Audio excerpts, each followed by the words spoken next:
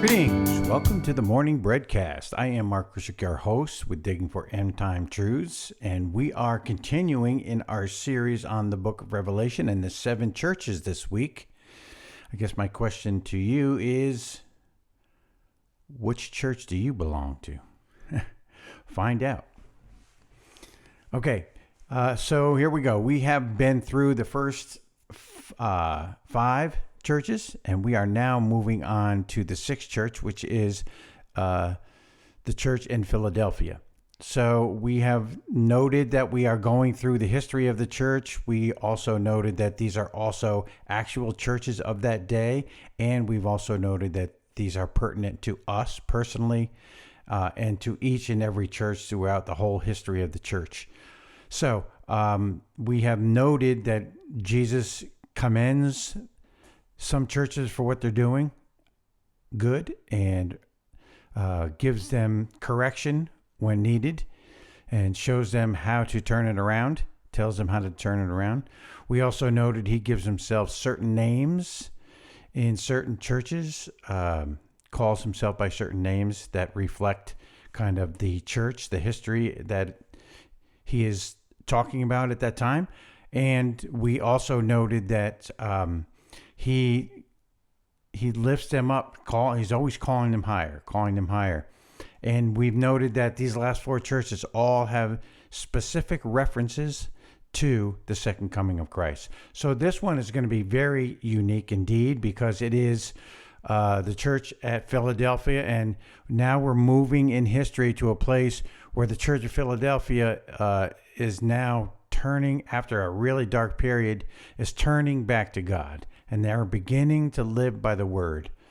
And that has been shown in the age, not too distant past, where there were missionaries going out all over the world and preaching the gospel, and things have begun to swing back, and there's been some semblance of a revival in the world, right?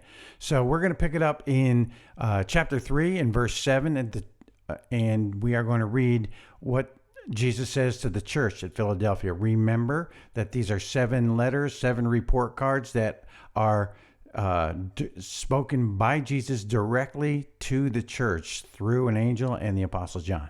So here we go.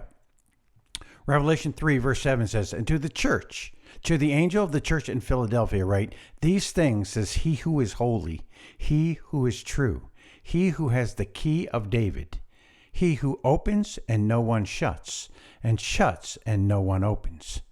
Verse 8, "I know your works. See, I have set before you an open door, and no one can shut it. For you have a little strength, and have kept my word, and have not denied my name. I indeed will make those of the synagogue of Satan who say they are Jews and are not, but lie. Indeed, I will make them come and worship before your feet, and to know that I have loved you." Verse 10. This is very important, verse 10. "Because you have kept my command to persevere, I also will keep you from the hour of trial, which shall come upon the whole world, to test those who dwell on the earth." Verse 11. "Behold, I am coming quickly. Hold fast to what you have, that no one may take your crown. He who overcomes, I will make him a pillar in the temple of my God, and he shall go out no more. And I will write on him the name of my God, and the name of the city of my God, the new Jerusalem, which comes down out of heaven from my God. And I will write on him my new name." Verse 13, "He who has an ear, let him hear what the Spirit says to the churches." Okay, so there's a lot there. Obviously, if you've been involved in the book of Revelation and you've studied prophecy at all, you know that there is a time set that Paul mentions, Jesus mentions, but Paul specifically mentions that Jesus will come back. He'll return to take his church out of the world before the final 70th week of Daniel, that last 7-year period where the wrath of God is poured out. Now, I don't know who's listening to this at this time, but the wrath of God is for those who are against God. And the main reason for this wrath is to draw Israel to their knees so that they seek again God.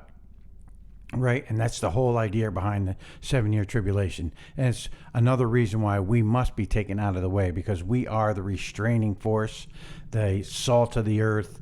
Not us personally, we're not like great in any way, but we have the Holy Spirit in us, who is the salt of the earth and who holds back evil. And during this last 7 years, there will be no holding back of the evil, right? So, something to note about this church, first of all, he has no rebukes at all for them. Right? Almost all the churches, 5 of the 7 have rebukes. Smyrna, who was a persecuted church, and Philadelphia have no rebukes at all, right? He also says that they have a little strength and they have kept his word. He tells them that for them it's an open door. If you've ever read Matthew 25 regarding the 10 virgins, the 5 that were wise came through the door, right? And the ones who didn't, the door was shut on them.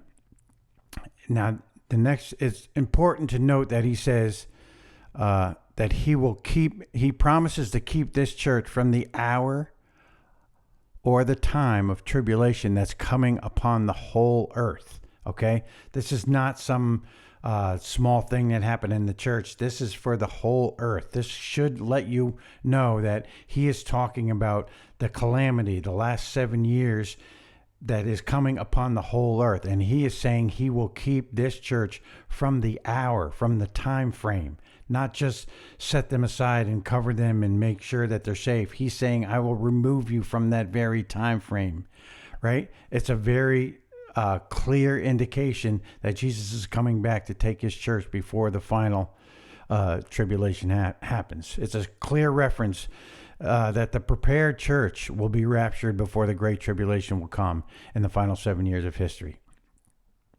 Jesus is giving clear instructions to be prepared and watchful for his soon return, right?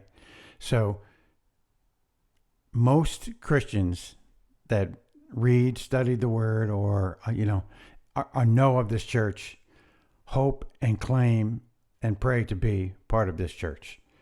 At least have this mindset, this spirit about you that is watchful, watching for the Lord, has not denied his name, right? So I'm leaving you with this nugget. Be encouraged, because the Lord is watching, and he's asking us to watch and be prepared for his coming. So whatever you do, spend time with him, be watchful. Note what's going on around you. Don't put your head in the sand. Jesus said we will notice these things. And in fact, it says we will gather together as we see the day approaching. Obviously, we're going to see the day approaching. So my encouragement is to you is to watch, pray, and seek the Lord. And we will see you again next time on the Morning Breadcast.